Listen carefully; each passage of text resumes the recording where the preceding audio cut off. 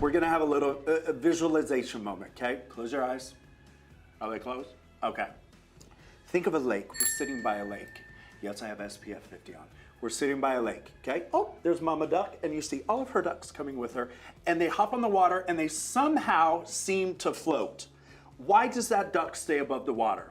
Because it's super, super dense, and the feathers have a low porosity. Your hair is similar, but your hair can also have the porosity of a sponge, meaning if you dropped the sponge on that beautiful lake we're sitting here soaking up the sun around, and it takes on water,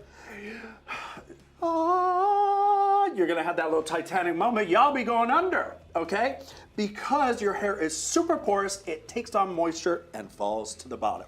So there's a cool little porosity test that you can actually do right now. Yeah, you can push pause after I give you the directions. Go fill up a mason jar full of water and do your own porosity test at home. Take a piece of hair and you're just gonna drop it on top of the water. If the hair strand floats, you have low porosity. Your hair cannot take on water, it's going to float. If that individual piece of hair sinks to the bottom, guess what? You have high porosity hair, it takes on probably hair color, probably soaks up a lot of product. So ideally what we want to do is kind of normalize our porosity. We want some of our head above water and we want to be dog paddling underneath the water. We want a perfect little harmony. Low porosity hair is healthy, but it's a little more dry. It's a little more brittle. It feels, I don't want to say straw-like, but you know what I'm talking about. It feels a little crunchy, okay? Crunchy. And also it tangles easily. So if you have hair that tangles easily, you might have low porosity hair. Now, high porosity is not as healthy as low porosity. It means that you can take in moisture, but your hair doesn't have the ability to hold it in. The cuticle is so raised up that it can take everything in, but it can't keep it, it just falls out. If you have low porosity hair, it means that the cuticle layers, think of the scales of a fish.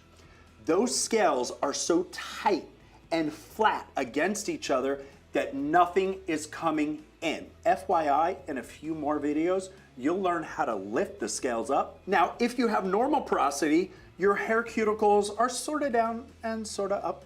So there's a little bit of wiggle room there so it can take on moisture, but also has the ability to keep it in. It's a perfect little balance. Now, if you have high porosity hair, the hair cuticle is so far apart. Visualize a chain link fence. Sure, there are links holding that structure together, but we know that stuff can get in. Normal porosity is the goal. So how to achieve this, you may be asking? Well, I want to tell you something that might shatter the earth for some of you. All hair is dead. Like dead, like muerta, over, had it, too much. Once it starts growing out of your head, it's just these cells of keratinized protein that have stacked on top of each other so much, and the house got too crowded. They needed somewhere to go, so they push out of the follicle, and that's what one little piece of hair is. It's just a bunch of dead proteinized keratin. What? So here's what we're looking to do with that dead hair.